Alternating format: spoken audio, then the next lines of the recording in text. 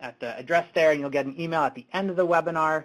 Also, with that link, just a couple of upcoming webinars for you. So we have one December 5th on UV LED for wide web flexible packaging. We have another one coming up on December 12th, Beyond Coating and Cure, the fine points of applying UV curable materials in your manufacturing process. And hot off the press, actually not even quite on the press yet, but look for early in January for a cationic cure webinar too. So lots of stuff coming up. Quick reminder that SUNY ESF offers a radiation curing chemistry program. It's a graduate advanced certificate in radiation curing chemistry. And a reminder that the RadTech 2020 UV and EB Technology Conference is coming right up March 9 through 11 in Disney in Orlando. I think there might still be some exhibitor spots available. But definitely registration, I think registration is open, so visit radtech2020.com or the RadTech website, radtech.org, for more information and to register. And with that, I am going to turn things over to Michael Gould, the chair of the EHS Committee for RadTech, to introduce today's webinar. Good afternoon, everybody. I'll also serve as moderator today, which I don't know that means more than just introducing both of our speakers. Our first speaker today is George Fuchs. George is the Director of Regulatory and Technical Affairs for the National Association of Printing Ink Manufacturers. He has been actively involved in the chemical industry, regulatory affairs, and compliance areas for over 30 years. And in 2018, George was selected as the recipient of PIA's Schaefer Award for Environmental Excellence. And in 2019, he was awarded NAPIM's Printing Ink Pioneer Award. He is a frequent speaker and advocate for the graphic arts industry, and we welcome him today. Thanks, Michael, and you too, Brandon. I'm really excited to be here to talk about a few, one of my favorite topics, occupational safety and health and regulatory compliance. Let me just a brief background on NAPIM, which is the National Association of Printing Ink Manufacturers. NAPIM is one of the older trade associations in the U.S. It's been around for over 100 years, and we, of course, represent the manufacturers of all types of printing ink, both packaging and commercial. And our membership represents probably upwards of 87, 88%, maybe even a little higher than that, of the domestic production capacity of printing ink. Our membership is also composed of suppliers to the printing ink industry. So the companies that make the vehicles, resins, solvents, pigments are also members of the National Association of Printing Ink Manufacturers. So today I'm going to cover some current and kind of topical issues related to the Federal Occupational Safety and Health Administration Act. But one kind of cautionary note, many of the states also have their own occupational safety and health rules, and although they generally these quote-unquote delegated states generally follow along pretty closely with the federal regs. Some of them have more stringent regulations, like New Jersey, for example, with their right to know laws may be a little bit different. So my remarks here today are really aimed at the federal occupational safety and health regulations and not the state ones. As I said before, the state ones don't vary generally that much. The water, wastewater and air regs, of course, vary a lot more from the state to federal, but the occupational safety and health ones are pretty much tracked pretty closely in general terms. So today's agenda, we'll talk a little bit about the HAZCOM standard and what's happening with that, talk about the importance of record keeping and reporting, and what that data, how that data is used and why it's important, and how you can find information on your particular NAICS code. I'll talk a little bit about some recent changes relative to OSHA's position on post-incident drug testing and safety incentive programs, also some changes in the repeat citation standard, and I'll also cover some compliance instructions and describe a little bit about what those compliance instructions are and how they can be used. So, okay, let's talk about the OSHA hazard communication standard. Now, OSHA, and that's been around. Actually, the rule was first being developed in the late 70s and became the law of the land in 1983. And OSHA still looks at the HAZCOM standard as being their kind of bedrock foundational regulation for protecting human health and occupational health in the workplace. So it's a very, very important rule for them. A couple of years ago, of course, OSHA integrated the Globally Harmonized System for Classification and Labeling into the 29 CFR 1910-1200 Hazard Communication Standard. And I always make a point whenever I talk about this to say it was that OSHA integrated the quote-unquote purple book into the HAZCOM standard. OSHA did not adopt, in 2012, did not adopt the purple book, okay? They integrated into Appendices A, the health hazard part of the HAZCOM standard, parts of the purple book, the classification and labeling standard. So it wasn't a wholesale adoption. And the other thing I'll mention with respect to that is that, and this is true of all federal regulations, by and large, when an external standard like this one that we're talking about right now, the GHS standard, is adopted by rule and through a notice of proposed rulemaking and a proposed rule and then adoption of the rule, it's a version of that rule is what is incorporated into the standard. And in this case, at the time it was done, it was version 3. And currently, we're up to version 7 of the HAZCOM standard.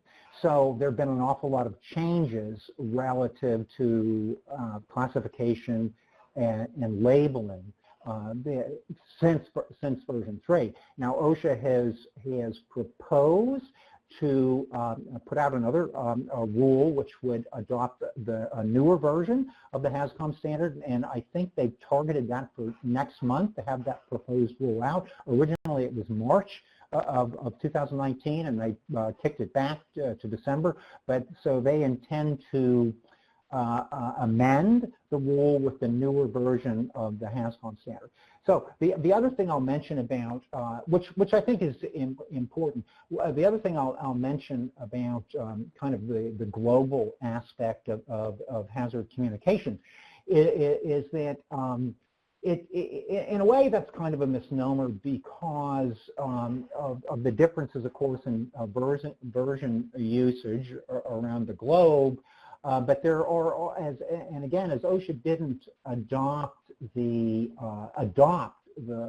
purple book as the HAZCOM standard, just parts of it into Appendix A, there are differences between what's done in Europe, what's done in China, what's done in Japan, which all have different, which are all working with different classification systems. So, in a way, it's not as global as we might have hoped when this rule was originally passed and it was integrated. Now, Appendices B, of course, which is the physical hazards part, which is also part of the GHS, is a lot less problematical for us than the health hazard part. So it would certainly help if OSHA is able to adopt a newer version of GHS, and I'm looking forward to that happening, but it's still, I suspect there will still be differences in implementations geographically, regionally, with respect to how materials are classified and labeled. The other thing I'll mention is that there are still significant differences in the U.S. in terms of its treatment of confidential business information and trade secrets, and there are significant differences in particular between the U.S. and Europe, EU, for example. So just something to keep in mind. I know our industry struggles with that a lot as we sell products globally, and trying to have an SDS which is consistent kind of across the board, and that is a real challenge for industries like the printing ink industry. One of the things I'll also mention about HAZCOM is that the mixture classification part now has become enormously more complex than it was under the pre-GHS integration into the HAZCOM standard. And that is, you know, we're no longer dealing with the simple 1%, 0.1% carcinogen, non-carcinogen, carcinogen standard. That, as you can see, I put some of the methodologies relative to the globally harmonized system up here on this slide. As you can see, it's no longer a simple process. And I think the thing that complicates that a lot is that there's a lot more technical judgment, professional judgment involved in the classification of some of these materials than there used to be. So that again relates to some of the inconsistencies and differences between the way materials, mixtures in particular, have a classification. So it's not as simple as it used to be, and I think that's going to be an issue that continues. The mixture industry is going to continue to struggle with. So let me just get off of the HAZCOM part of it and talk a little bit about illness and injury statistics. Of course, recording, excuse me, folks, recording illnesses and injuries in the workplace is something that every facility with 10 employees or more has to comply with here in the U.S. And I've kind of put up on the screen here our industry, the printing ink industry, our record for total recordable cases, lost workday cases, and plotted it against the coatings industry, which is a good comparison for our purposes. And I'll talk a little bit more in the next couple of slides about why that information is important to have. But before I do that, I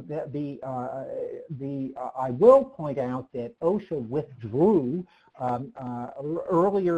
late last year, the requirement for e-reporting. Okay, so OSHA had passed a rule that said every company with 250 employees or more needed to report their data electronically. And it wasn't just the electronic part of the data, the reporting part, the mechanism. It was the type of data that was required under the e-reporting rule. That was the big problem here, because up to this point, the data that was recorded was not identified and published, was not a per facility or per individual type of information. And under the e-reporting rule, the data was to be a lot more specific than it was prior to the e-reporting rule. So there were a lot of concerns relative to keeping that data private and protecting companies and individuals. And as a result of those concerns, OSHA withdrew the e-reporting requirement. So, yeah, you still need to submit your 300s, as you have, the Bureau of Labor Statistics, but you do not have to report the data electronically and the type of data that OSHA was looking for under that. In fact, OSHA had a data breach early on in one of the trial portions of this rule, which I think elevated their concerns about protecting that information.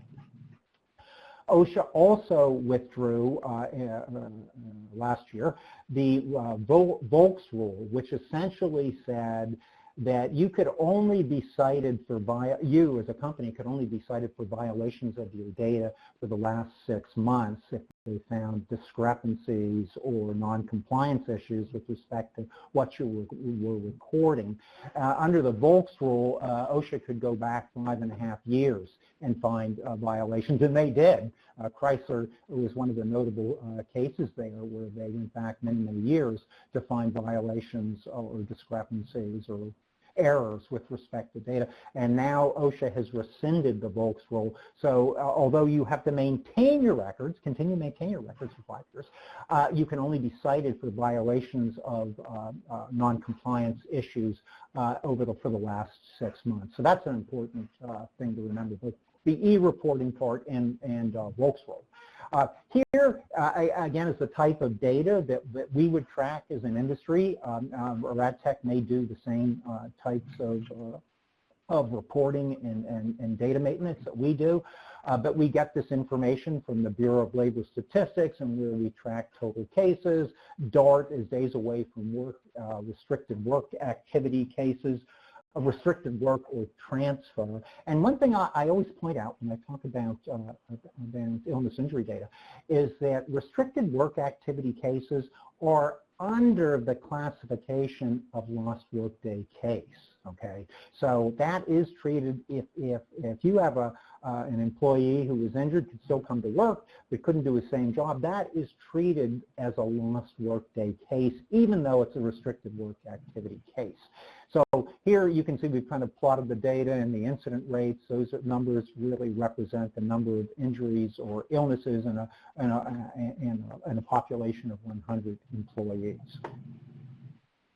So I put this up. This just came out the other day from the Bureau of Labor Statistics, and you can see here our companies would generally fall under the manufacturing classification under Bureau of Labor Statistics, private industry manufacturing, and our rates between 2017 and 2018 have been very, very stable in the total recordable cases and lost workday cases, which would include, of course, restricted work activity cases. And that's important, and I'll mention why that is in just a second.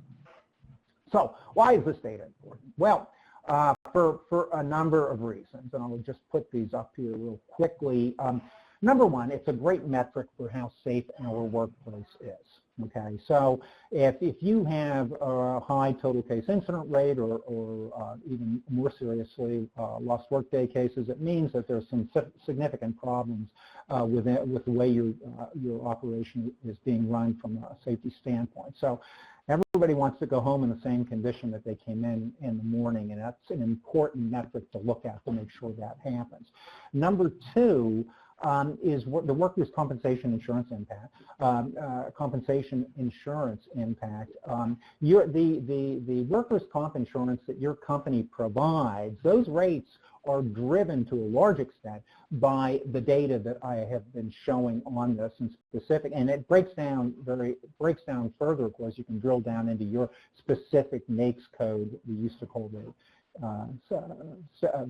implementation, which is now called North American Industrial Classification System Code, the old SIC codes.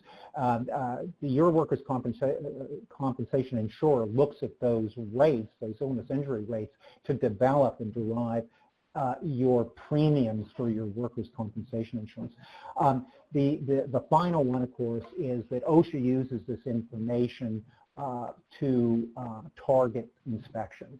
So if you have a high total case incident rate or lost workday case rate, you can expect to have an increased number of visits within your NAICS code from OSHA. And in addition, kind of what we would call drive-by inspections, unscheduled, non-targeted inspections, very frequently will take a look at your OSHA 300 log and decide whether or not they're going to inspect your facility or not. So if your 300 log shows a higher incident rate of either of those cases, you may be inspected, or conversely may not be inspected if it's low. So a lot of people, I've learned over the years, have a little bit of difficulty trying to find this information. I'm going to really quickly go through this and kind of show you how to do it. You can go to that URL right there, bls.gov. And then you want to click on the multi-screen data search, and this will all be in the presentation when you receive it. And from that point, you would go to private industry ownerships here in the U.S., Class 100. After that, you would go to the manufacturing sector, some of the data I showed you before. Then you would pick out your particular NAICS code, whatever it is, whatever industry you're in, whether it's printing or chemical manufacturing. And in this case here, I've highlighted our NAICS code there. And then from there, you can kind of create customized tables with whatever data you may be interested in seeing. So it'll all be there in the presentation when you receive it. So if you are interested in getting that data for your industry, you'll be able to see it right there. So compliance interpretations, a lot of people are unaware that this resource really exists, and so I'll just kind of describe to you briefly what it is. But essentially, it tells us how OSHA views compliance with the regulation. So it's not always completely straightforward. Most of you who are involved in the regulatory compliance business know that driving compliance programs just based on the rules, on the regulation itself, can sometimes be up to interpretation. So these OSHA-based compliance interpretations tell you exactly how OSHA is going to enforce the rule in great detail. I'll also mention the preamble to the final rule is also a good place to look for that information as well. So I just put a couple of examples here on the types of compliance instructions, interpretations that you can get here, and there the URL is right there.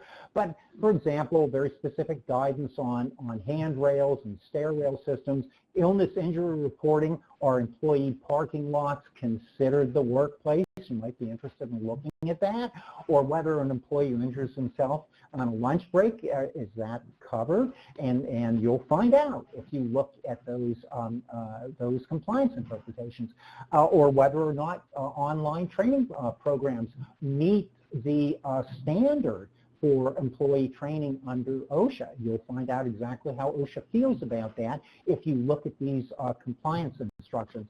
In my career, I've found these enormously helpful in developing our own in-house programs for complying with federal regulations. So let me talk a little bit. I'm running a little short on time here, so let me talk a little bit about some very current, recent things. Number one, OSHA issued a memo in October 2018 talking about the permissibility of safety incentive programs. Safety incentive programs have been around for a long, long time, and almost every place I've ever worked has had a safety incentive program. In other words, what OSHA frequently calls rate-based programs, which essentially means that there is some type of award or prize for meeting a safety goal in the workplace. And initially, OSHA put out a rule that said that those were not permitted. But in October 2018, they have kind of changed their position on that, and they are now permissible if it is aimed at identifying unsafe conditions in the workplace.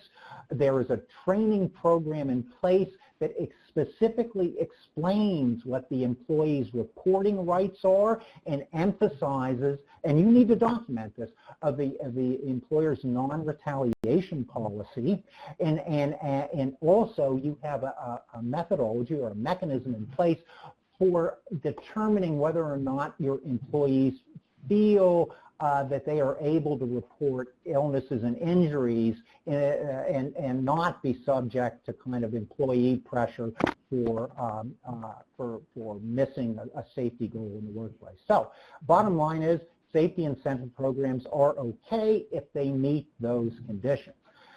Here's another big one that happened. Initially, OSHA had said 2 years ago that it was impermissible to have post-accident drug testing.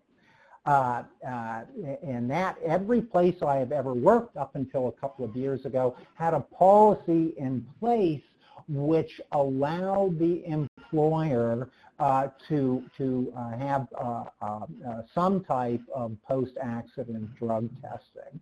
That is now, based on that memo that I showed you before, is now again permissible if it meets these requirements. And you can read through these, but the most important one here that I've kind of extracted out here is the 5th bullet that says drug testing to evaluate the root cause of the workplace incident that harmed or could have harmed employees. That's kind of buried in there, but essentially that says that you can now do post-accident drug testing if you suspect that drugs or alcohol may have contributed to a near miss or an accident in your workplace. So that's another important change that OSHA enumerated in that October 2018 memorandum. So one more that I'll mention is OSHA's position on repeat citations. Why is this important? Repeat citations are a big issue for all companies, but for companies with multiple locations, it's a particularly important concept.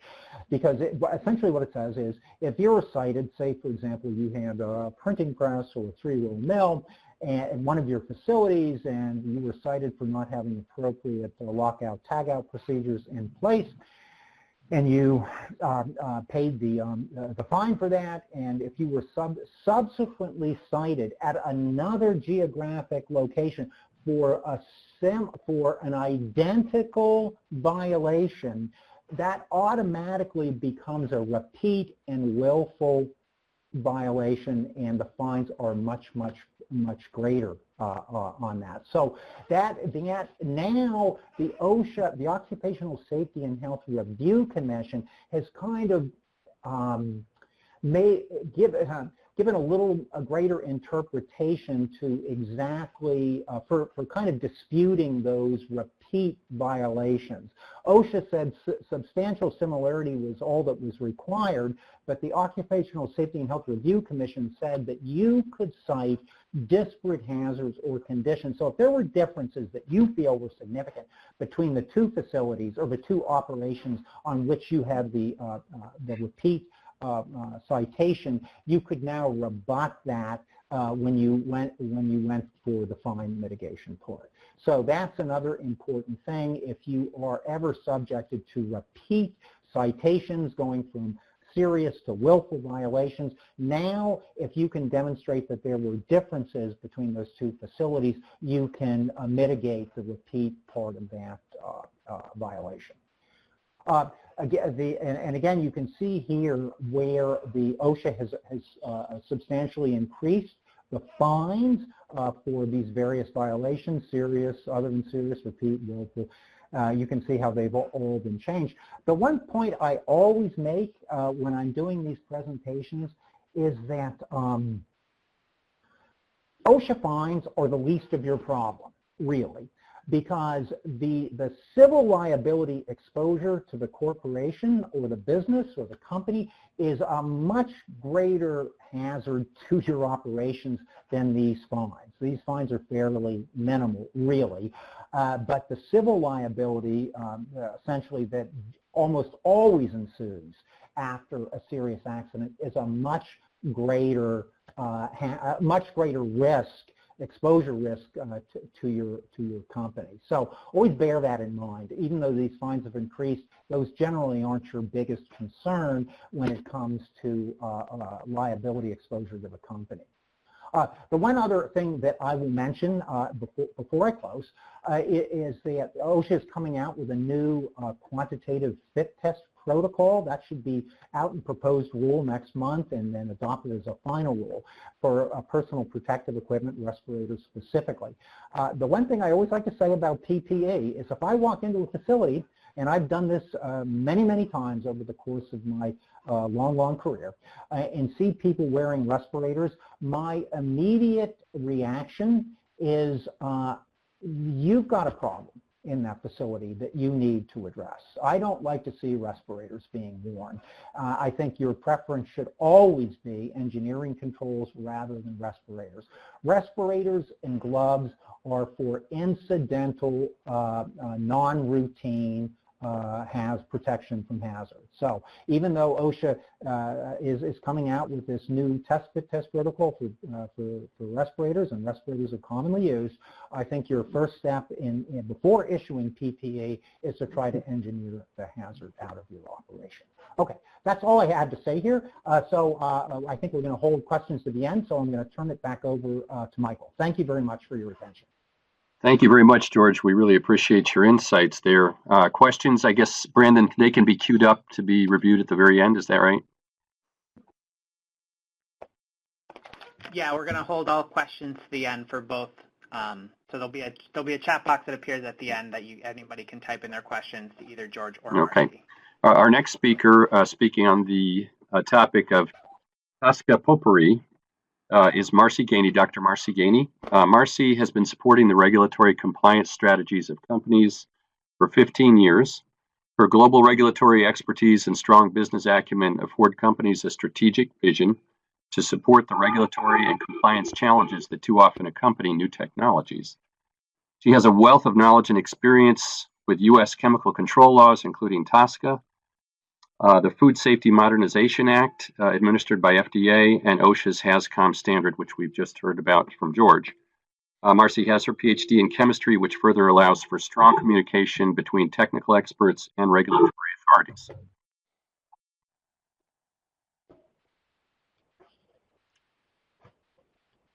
All right. Thank you, Michael.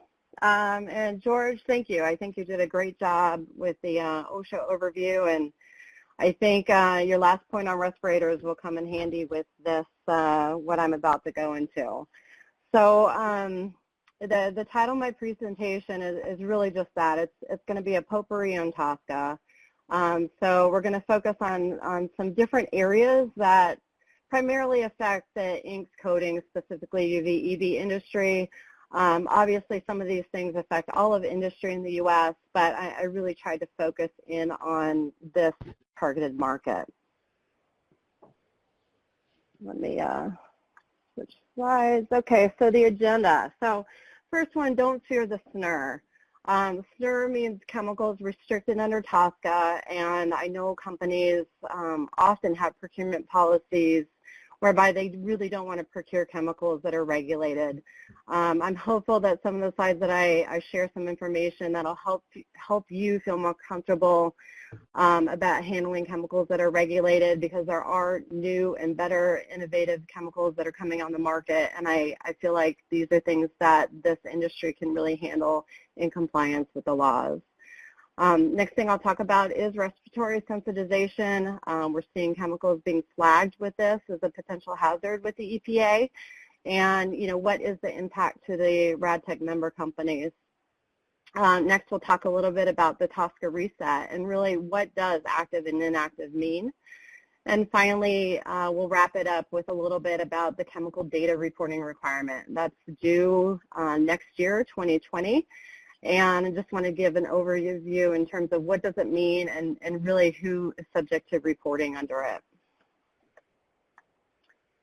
So first of all, don't fear the SNUR. So, if we take a look at the chemicals being regulated under TSCA right now, and if we took a snapshot of today versus prior to June 22nd, 2016, when the Lautenberg bill was passed into law, which effectively revised TSCA, we're seeing about 80% of new chemicals being regulated under TSCA. Prior to the Lautenberg Chemical Safety Act being passed, this percentage, the average was roughly about 20% of all chemicals. So you can see that the paradigm has shifted. With that said, there's a lot of new chemicals that are innovative, they're better performing, they're less hazardous than the incumbents. However, in order for a chemical to have function for its application, often the function is inherent with some sort of functionality on the chemical. Think of an acrylate. And that functionality is usually tied to some sort of hazard. So sometimes it's very hard to get away from a hazardous chemical in order for it to have function. These are unfortunately being regulated the way that EPA has guidance from Congress in order to interpret chemicals and review new chemicals.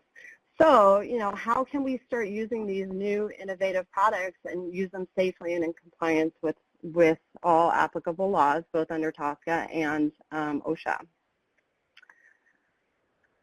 So if we take a look at the most common restrictions, so a SNUR will regulate a chemical for a variety of things, and each SNUR for each chemical will be different. However, if you look at the top restrictions under a SNUR, the primary one might be the use restriction. The next one would be release to water restrictions. This would mean that you can only release to water above a certain or below a certain limit. Specific PPE requirements, which could include specific gloves or a respirator, record-keeping requirements, and finally TSCA 12B reporting. And that TSCA 12B reporting really applies to all chemicals regulated under TSCA. So how, as a company, can we ensure that if we're handling a chemical that is regulated under TSCA, that we're actually complying with the SNUR or whatever the restriction is?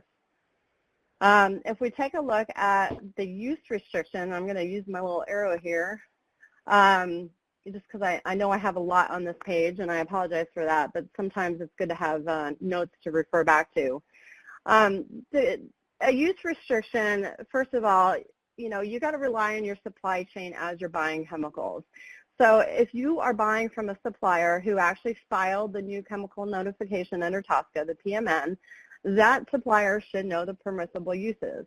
That means they should only sell to you or to the market that's approved for their use. As a user, or possibly you're going to be doing processing or whatever, if you're buying this chemical, you should feel comfortable knowing that you're buying it for an approved use because that supplier can only offer it to you for approved uses. That supplier is not legally allowed to offer it to a company for uses that are not approved. So that's one area where you can feel comfortable. If you take a look at water restrictions, especially if it says you cannot exceed, for example, 200 parts per billion or something like that. When the EPA is reviewing new chemicals under TSCA, one of the things that's required is you have to provide very specific details regarding the processing of the chemical as well as the use of the chemical. For both of those scenarios, you have to provide the various release points. Where will a chemical be released? The two biggest areas where you'll have releases with a chemical will be container washout and equipment cleaning. And so as the EPA reviews the chemical and the various scenarios that the PMN submitter provided, they being the EPA, will not approve that PMN or the new chemical until they feel comfortable that all the releases as provided by the supplier or the PMN submitter are below what would be permissible by the EPA according to their estimated toxicity targets and everything else that they've estimated based on the calculations.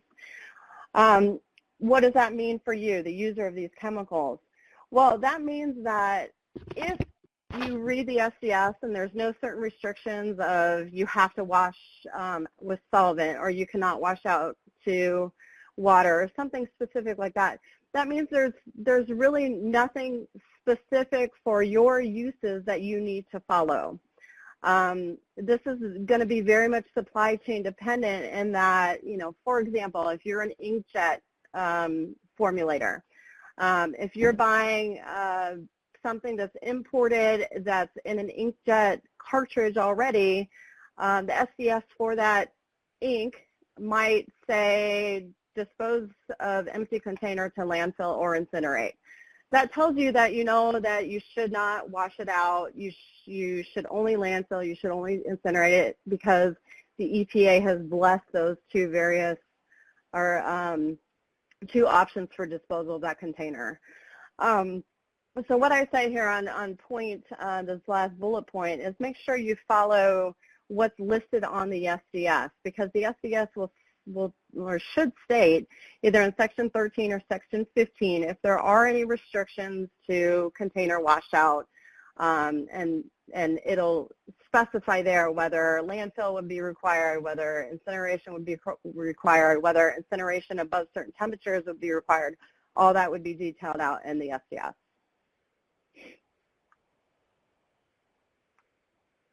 So if we take a look at PPE, so two of the bigger ones that I've seen, especially on chemicals that are being submitted, new chemicals being submitted for this industry, big one is impervious gloves. The language of, you know, chemical resistant gloves or any other what we'd consider synonyms, I guess, to impervious are not technically accepted by the EPA anymore. They really want to see impervious gloves. And there are special test criteria for certain chemicals whereby you'd have to know for sure that something is impervious. But just keep that in mind. If you see impervious gloves, that means obviously you need to wear something that would be resistant to the chemicals that you're handling. And then this next bullet point, the respirator of certain APF. What's key here is usually, and I say usually because it's going to vary on the chemical and the regulation, but usually this will state whenever there is exposure to particles, mist, or vapor. And what's important here, and I'll go into more detail in a minute, and this is something that George talked about with the OSHA piece, is that engineering controls can mitigate exposure to particles, mist, and vapor. So, you know, we'll keep that in mind before we switch gears, but this means that you don't necessarily always have to wear a respirator if you know that you have proper engineering controls in place. Next, record-keeping requirements. This is mostly going to be more important for the manufacturers or importers, sometimes for the processors of the chemical. I've seen lately that the EPA is usually, and I say usually with italics, that we're not seeing record-keeping requirements for users. That's good because oftentimes users are so far down the supply chain that it's not as important for EPA in terms of relevant information. But what's important here is people do not need to keep separate file folders or anything else like that, keeping track of all the records for the actual regulated chemical. If your company has some sort of ERP system like an SAP or something whereby you can track the raw material that contains a regulated chemical, what products it goes into, and then where those products are shipped to, such that if EPA were to audit and they wanted to know, okay, tell us which customers receive this, you can access that information. That's what's most important for the record keeping. And finally, for the TSCA 12B, any chemical that's regulated under TSCA does require a TSCA 12B export notification.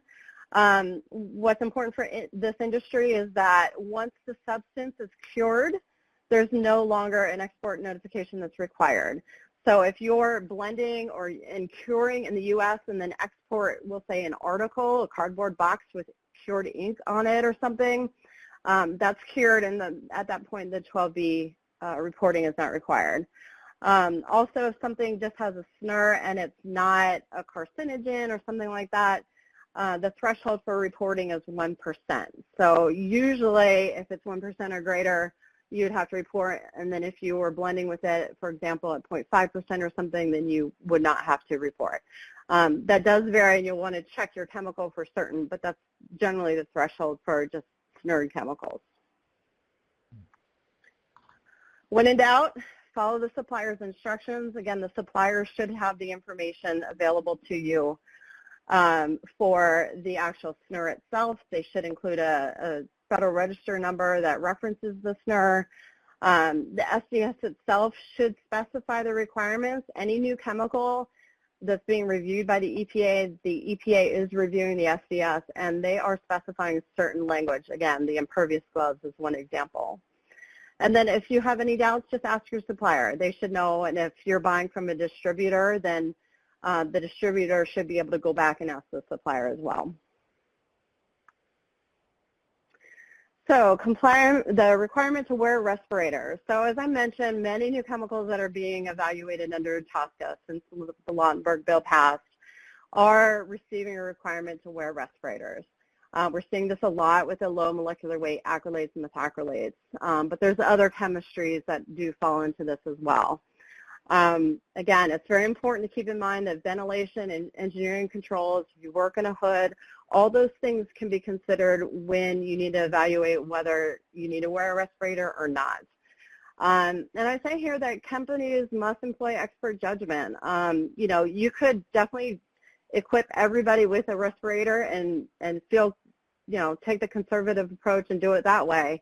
However, you know, a lot of companies don't want to do that. A lot of people don't want to wear respirators. So make sure that, you know, you assess the operations, you assess how the chemical that's being regulated and requires a respirator is being used, as well as other hazardous chemicals. You know, some things to consider: if you have non-enclosed operations where you have open drums or mixers or whatever, you probably have a greater risk of exposure. Also, during the cleaning of equipment, especially when it's cured versus uncured, if it's not cured material and you're cleaning, that's usually leading to greater exposure potential, and that's where you might want to consider a respirator versus not wearing one.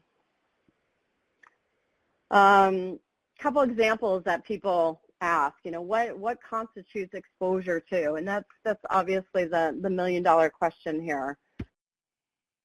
Just working in a nearby area, you know, walking by where people might be printing or what have you. What about just opening or closing a container? And talking through this with other companies, you know, sadly I have to say it really depends. This is where I say, you know, use your expert judgment, use your operations to assess it. But I'll say in general, working in a nearby area or just opening or closing some sort of container usually would not yield the exposure. But, you know, again, you need to consider your own operations, whether there is adequate ventilation and what have you in the area before you would actually make that final determination. Question 2, do I need to have a respirator for every worker in the event of an unplanned exposure? Some examples might be an accidental spill or release, another might be equipment malfunction, and really the answer is no. It's not necessary to plan for all of these exposures. You know, obviously EPA is looking at the chemical and exposure to the chemical and the requirement to wear a respirator for the specific operation and use that's described in the PMN. You know, obviously under OSHA, you do need to protect your workers and protect them against all hazards. But, you know, the requirement to wear a respirator for OSHA is a risk of respiratory sensitization that the EPA does not, there's no test method right now that can prove or disprove respiratory sensitization. So at this point, it's a risk whereby EPA doesn't know for certain. And so it's really not a true hazard against the chemical, and therefore for protecting your workers under OSHA, it's likely not necessary to have respirators unless there's other severe hazards that are poisonous by inhalation or what have you present on in your workforce.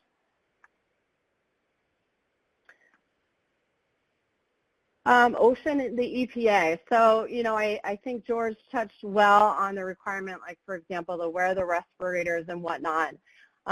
Just a couple things to keep in mind, too, is that, you know, one of the things that, you know, it's a challenge in the U.S. because we've got different agencies that manage compliance with different areas.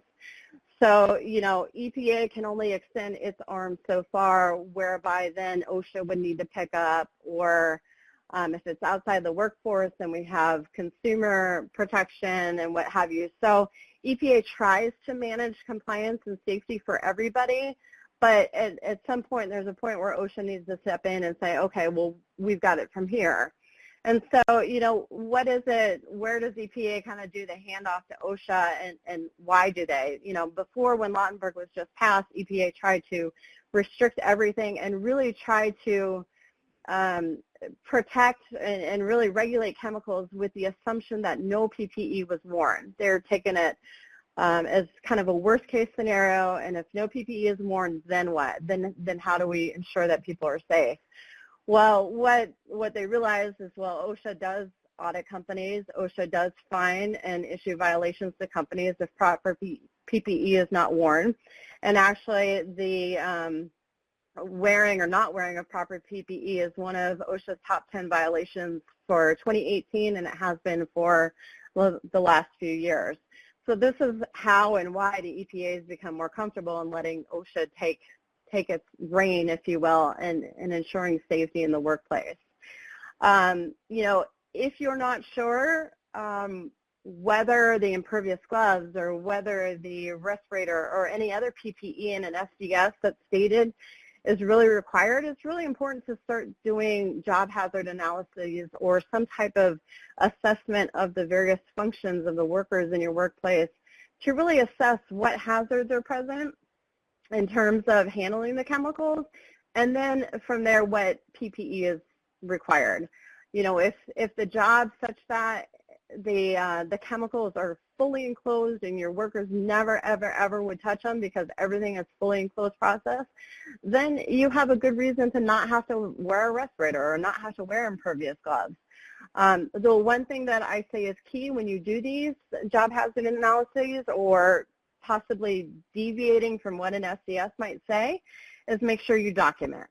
Because if you're ever audited and OSHA comes in and says, well, why aren't your people wearing gloves, you want to pull out a paper, job hazard analysis or something that says, you know, here's our assessment, there's no exposure, and this is why we determined they don't need to wear gloves.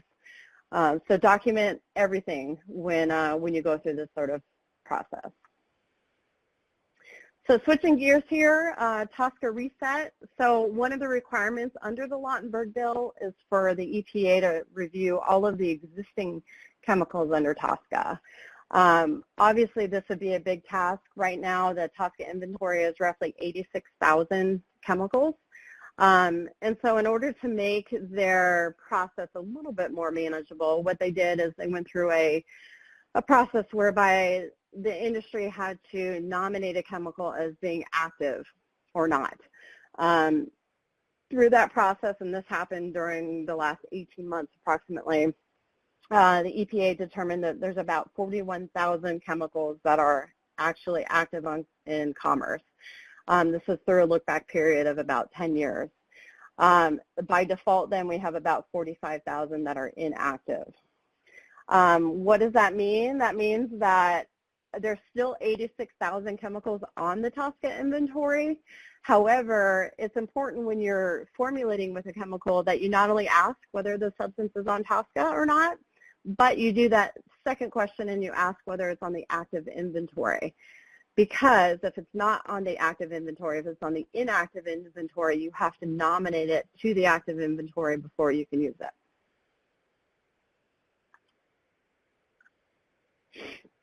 If you're not sure, there's a public inventory that can be downloaded from the EPA's website. It's on a Excel document or in a Access database. And also EPA has a website called the Substance Registry Exchange that you can plug in a CAS number there, and it will tell you whether the substance is on the active inventory or inactive. Also on these 2 downloads, the Excel spreadsheet or this SRS database, that will also tell you whether a chemical has any restriction on it, whether there's a SNUR. There'll be a SNUR flag, if you will. And there'll be more information. It'll point you to a Federal Register number if you wanted to research something.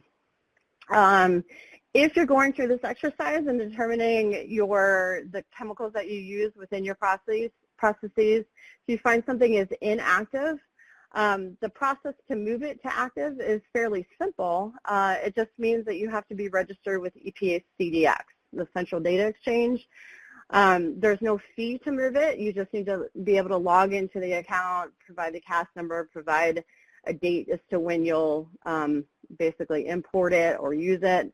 And the thing that the EPA says is it can be no more than 90 days prior. So if you're looking 6 months out to import something that's not on the active TSCA inventory, you have to wait at least 90 days and then make the submission prior to or within that 90-day window. And finally, the chemical data reporting. So this is a requirement under TSCA that happens every 4 years. Currently, all manufacturers and importers are subject to CDR. There's been talk that they might open it up to processors, but it doesn't look like through the amendments, at least for the 2020 reporting, that this is going to affect processors, which is good. Because for those that do this, it's a real burden, and I'm sure all of you can appreciate the challenges behind it. Right now, there's 2 thresholds. 25,000 pounds per year would be the threshold for a substance that's not regulated, and then 2,500 pounds per year for any regulated substance. There are exemptions. Some polymers, and really I would say many polymers are exempt, many byproducts, and then there's some inorganics also that are exempt. The reporting window is from June 1st through August 31st, 2020. And it's not just reporting on 1 year. You actually have to report on all 4 years since the last reporting. So we have to do it for 2016 through 2019. Again, reporting must be done through Central Data Exchange, CDX. So if you're an importer and you haven't done this before, you might want to get started registering. It does usually take a couple of weeks to actually get registered within EPA system. And then finally, if there's anything considered CBI, for example, you have to report on your manufacturing or import volumes every single year during that window. If you don't want those volumes to be disclosed to the public, then you'll have to consider that as CBI. And what that means is you have to provide a substantiation for everything at the time of submission. Usually substantiation questions are fairly straightforward. It just means that because you have to do it for every single question within the CDR, it just takes a lot of time to do that. What type of information is needed? If you're the manufacturer or importer, you'll need, again, the import volumes. You'll need the max concentration at which that substance is being manufactured or imported. For example, if it's being imported as part of an ink blend, it might only be at 30% versus if you're manufacturing it in the U.S., then it's probably at 100% or something greater. The number of people exposed during manufacture, and as well as the EPA asks the question whether a substance is being recycled. So if you have, for example, a solvent in your process that you're able to recirculate and reuse, and then that would be a recycled solvent.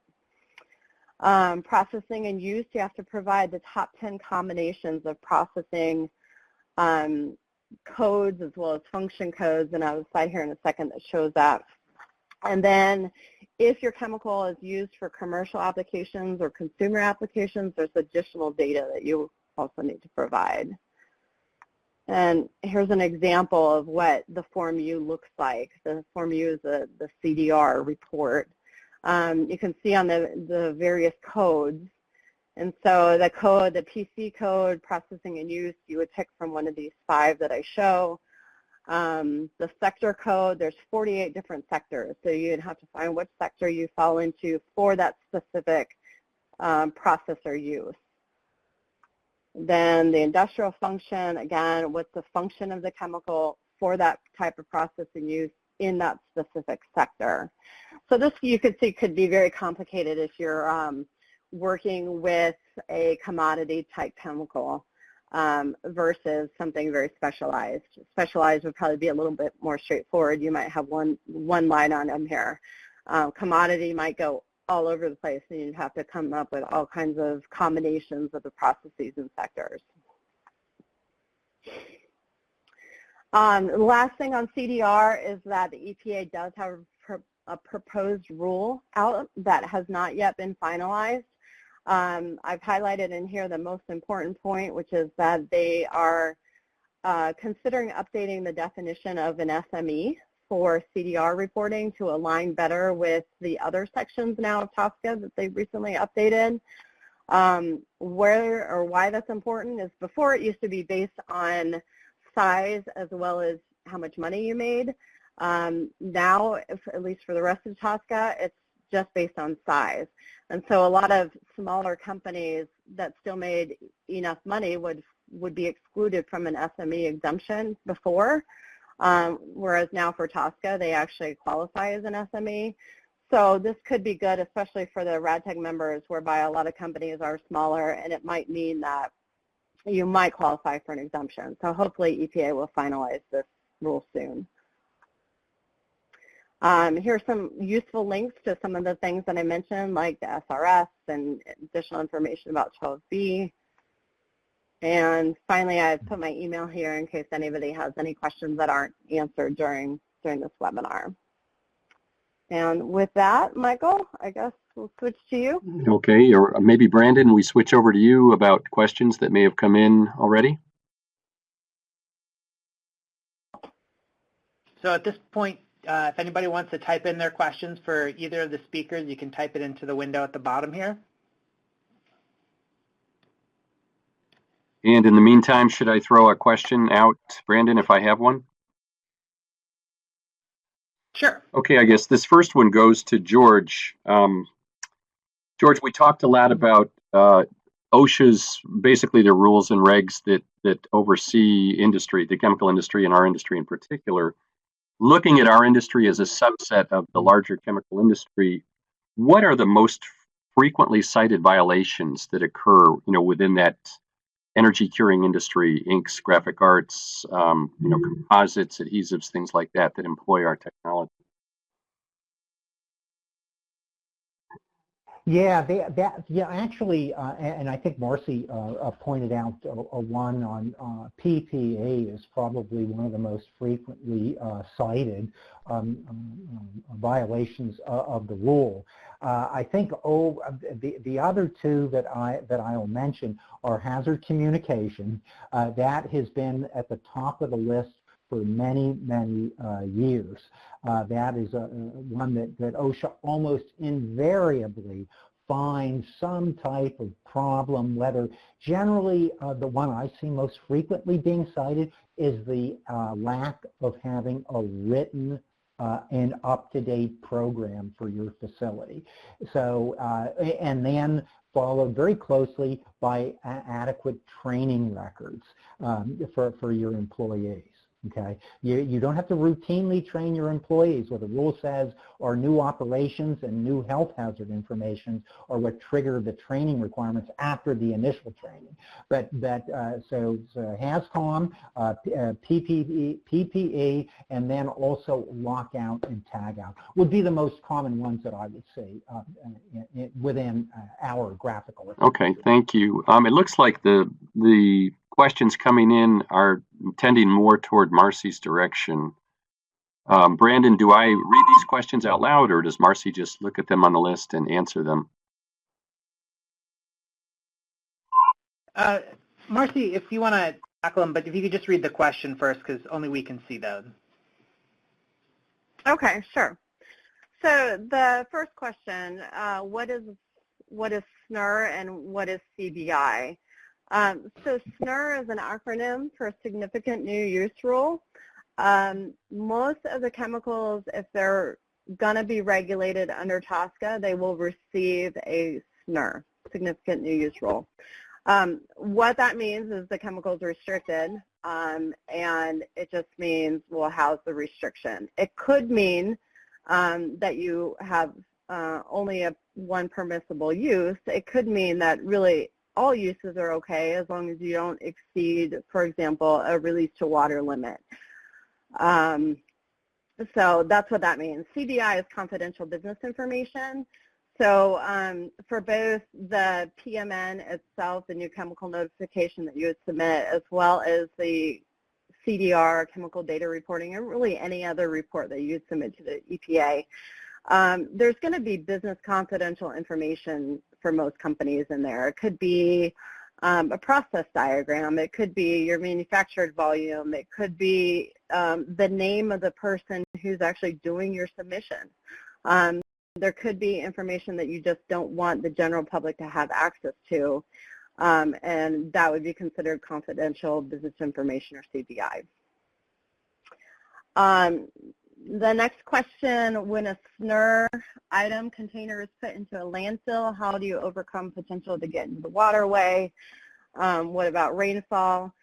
So when the EPA is assessing release to landfill or disposal in a landfill, the EPA will basically, you have to use an approved landfill, and so all approved landfills are going to be lined.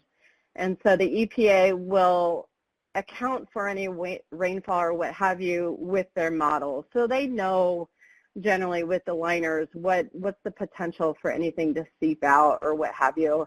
And so when there's a a release to water restriction or something that states you have to dispose of in a landfill or incinerate, all those factors are already captured in before it would be permitted. So you can feel confident knowing that if you dispose of your container in landfill that you're meeting any release to water restrictions or what have you.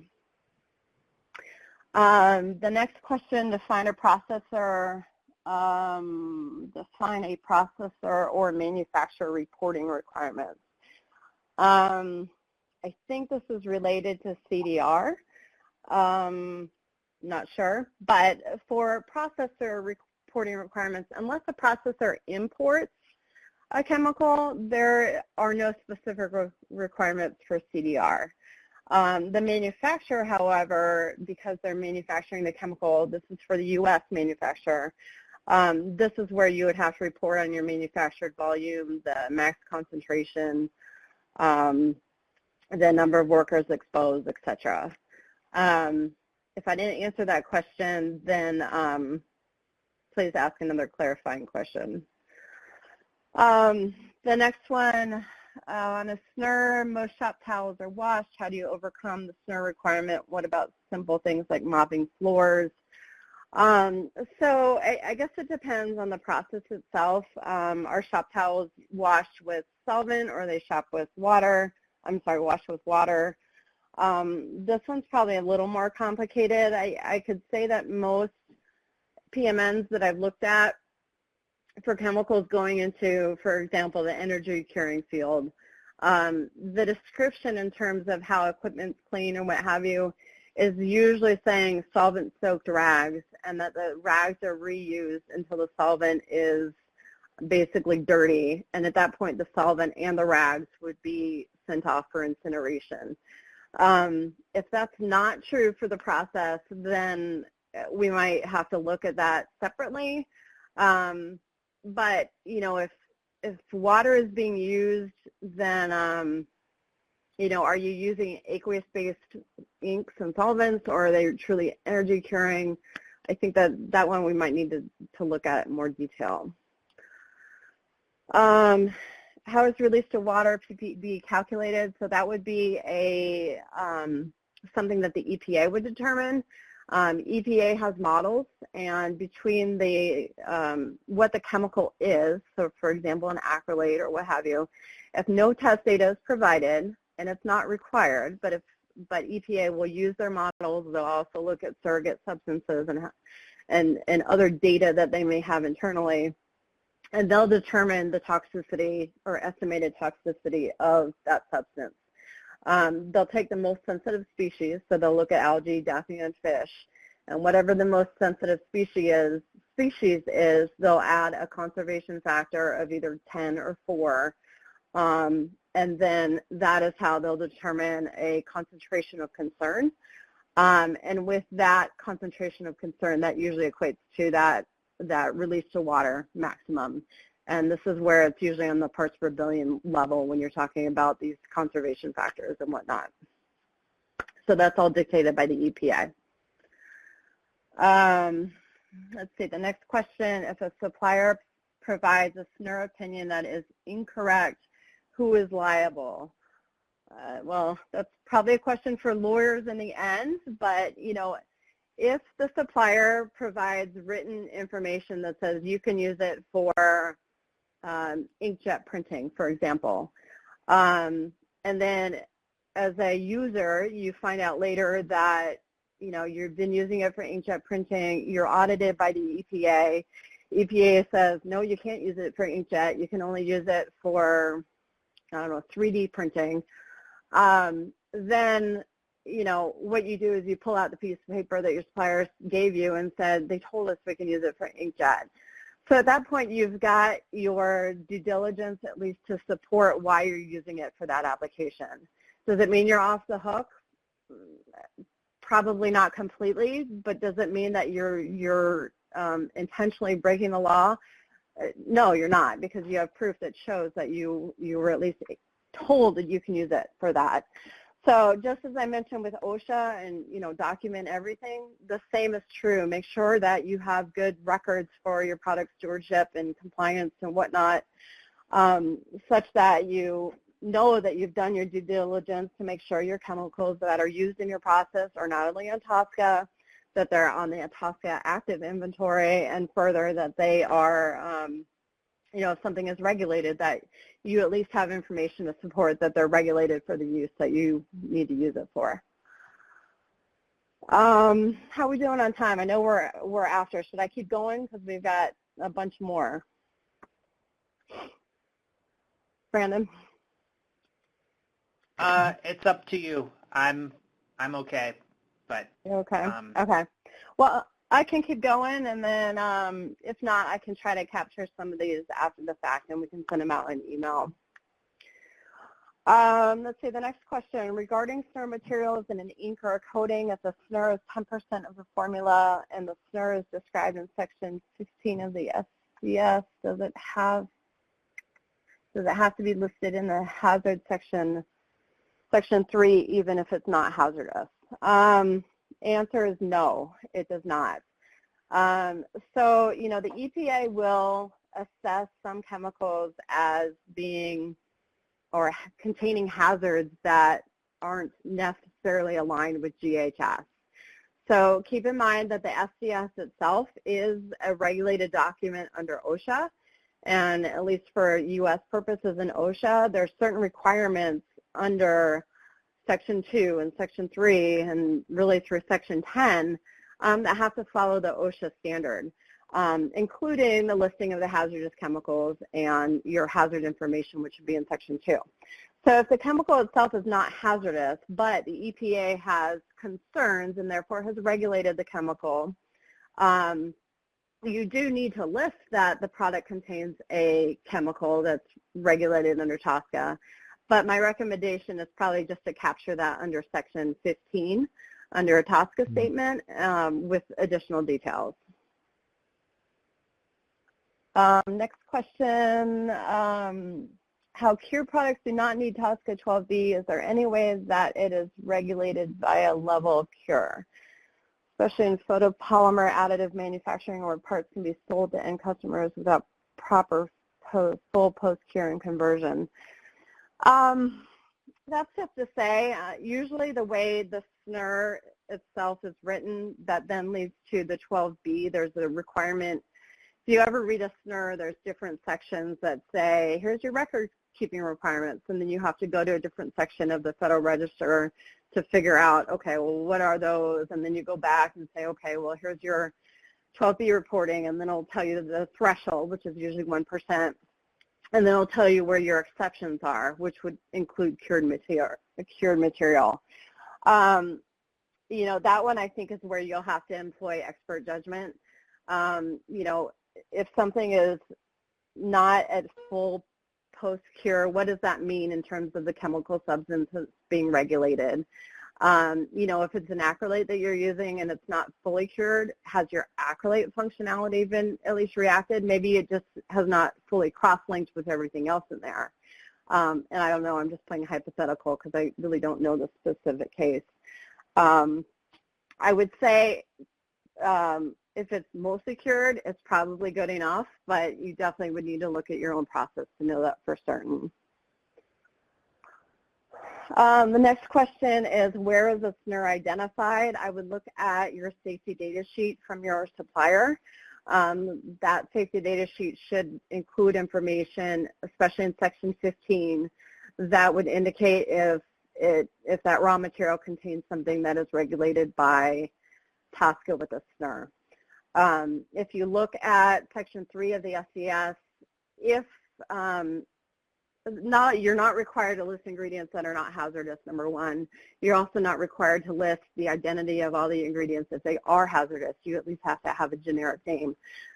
Some SESs will fully disclose everything, and obviously that's very useful. If you have full composition and all the cast numbers, you can certainly use that SRS database or download that Excel spreadsheet so you can check the composition yourself. That's the best case scenario, but more pragmatically, since a lot of these formulations contain a lot of proprietary blends, and it's usually the blend itself that's proprietary and how things are mixed, companies are probably not fully disclosing everything, and if that's the case, you really need to rely on your supplier, either on their SCS or ask a statement, ask a follow-up question to make sure that there's nothing else regulated. Excuse me. The next question is, if a downstream user exposes the SNUR material to waterway, throws away the product or whatever, who's liable?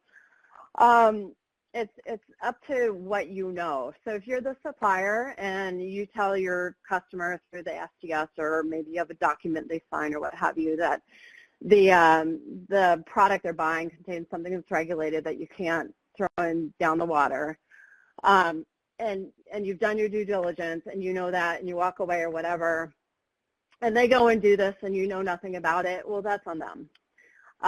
If you know they're willingly dumping into waterways or what have you, then you're both liable, because you as the supplier have the obligation to make sure that your customer is using it how it's supposed to.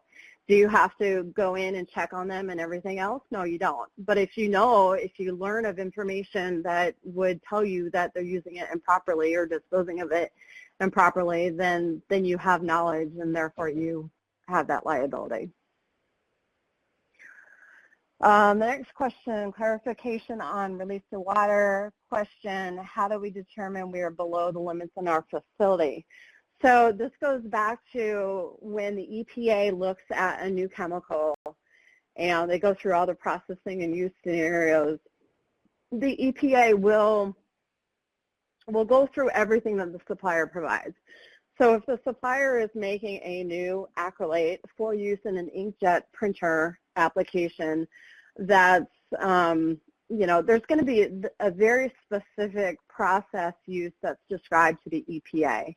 The EPA will assess the processing and use, and they'll look at containers. They'll look at average equipment washing. Do you wash your equipment after every batch? Do you wash your equipment one time per year? Do you never wash it unless it breaks down? They'll assess all of those things, and so generally, as long as you're using it how your supplier tells you to use it, you should feel comfortable that you're complying and you're staying below the limits of the parts per billion or whatever is issued. Where you might have a little uncertainty would be like the scenario that was used before, whereby if you are, washing your towels with, in a washing machine, whereby you have released the water there, or your mop towels or what have you, well, then there might be something that we need to look at. With that said, keep in mind that if you're washing your towels or something that's outside the normal scope of, rinsing out containers whereby you have high concentration or potentially high concentration of a regulated substance, the towels that are washed occasionally are then released to the water treatment that's connected to whatever your facility is permitted for. There's high dilutions that are captured into water treatment and down the drain applications, which is what a washing machine would be. And therefore, I would feel comfortable, you know, assuming that you would still be well below any limit if you're just washing hand towels at that point. Again, you'll want to look at more detail, but I would feel comfortable assuming that you're doing everything okay. Let's see, next question. Will an EPA SNUR be on an OSHA SDS? You know, it's not a requirement of the OSHA SDS, but the OSHA SDS is probably one of the most effective tools to communicate information about a chemical or a product, including whether it's restricted or regulated under TSCA. Section 15 of the SDS is actually not audited, if you will, or governed by OSHA. So OSHA doesn't necessarily care what you put in Section 15, but this is where most companies will put the information about a chemical being restricted by TSCA or with a SNUR or what have you in a product. So I would look there. You know, most companies that are doing business, innovating, making new chemicals, have some sort of product stewardship program in place that if they're not using the SDS, they probably are using some other means to communicate, like a letter or some sort of, you know, supply agreement or what have you to communicate there's something regulated. If they're not, then again, this goes back to the liability question. If you don't know something's regulated because they didn't tell you, then it's not really on you. You definitely have a case against the supplier if they didn't communicate to you. All right, it is like 20 after. Thank you so much, everybody, for tuning in, and thank you, George and Marcy and Michael. This is great, and thank you, everybody, for sticking on with us for the great Q&A. Just a reminder that the recording of this will be available at the RadTech archives. You'll get an email reminder of what that web location is. Upcoming webinars, keep an eye out for emails from Mickey Fortune for information and registration, and a reminder that RadTech 2020 is coming right up, radtech2020.com for information and to register. Anything else, Michael? Nothing that I can think of other than to thank our speakers today. Yeah. Thank you very much. And everybody have a good day then.